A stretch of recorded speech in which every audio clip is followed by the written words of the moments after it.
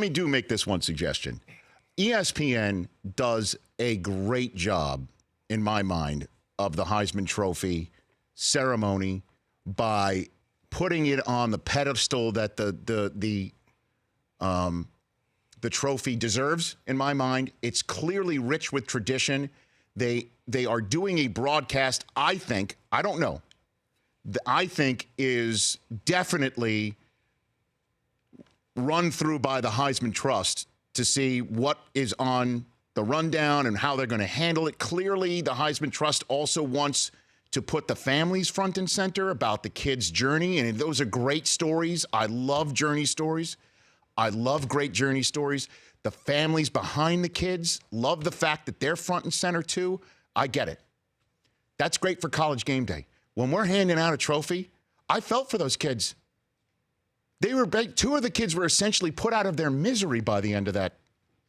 Where they were. It looked like Tua was getting emotional. Yeah. Well, I mean, part of the reason why he was probably emotional.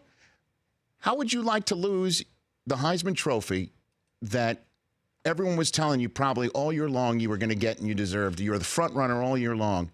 And then before it's given out, the guy who's in charge botches your name twice. As soon as I heard this, I thought Kyler Murray's definitely getting it, because you would think that if the winner's the winner, the guy from the Heisman Trust. By the way, I couldn't believe this happened. Go ahead, roll it. Our three finalists: Haskins, Murray, and Tango Walohu. Did I get that right? A little bit. Shall I try again?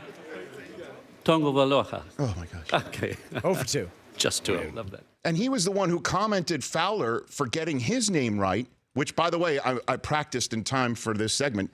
Vasily Krishnamurti. Of course Fowler's going to get it right. You know why? Because he's a lead pipe wielding professional host deserving of any Emmy that would ever be put in front of him. The way he negotiated that broadcast on Saturday was amazing, especially when you've got all those Heisman finishers that are there, Heisman winners in that place, and there's a lot of people sitting on their hands. They're nervous. There's not going to be laughter. There's not going to be any enjoyment. They want to know who wins. So here's my suggestion. What they should do is they should stick Fowler on that stage with 3 or 4 different roundtables of all the returning Heisman Trophy winners. Some great storytellers out there. Eddie George. Stick them all up there, one by one, to talk about their Heisman memories and their thoughts on the current college football season. Mix it up.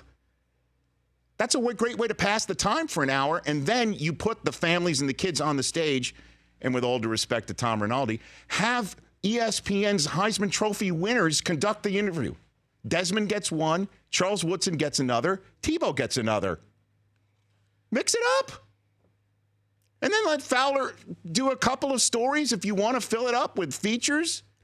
I love that. A great idea. Pass the time for an hour and then give it out if we got to wait. And for heaven's sakes, know the kid's last name. I knew if his stomach had to have dropped. Guy doesn't even know my name. I'm not going to win it. Then it was confirmed. And by the way, congratulations to Kyler Murray and Dwayne Haskins, and also Tua Tagovailoa and Chris Fowler and ESPN. The Rich Eisen Show, weekdays at noon Eastern on Audience.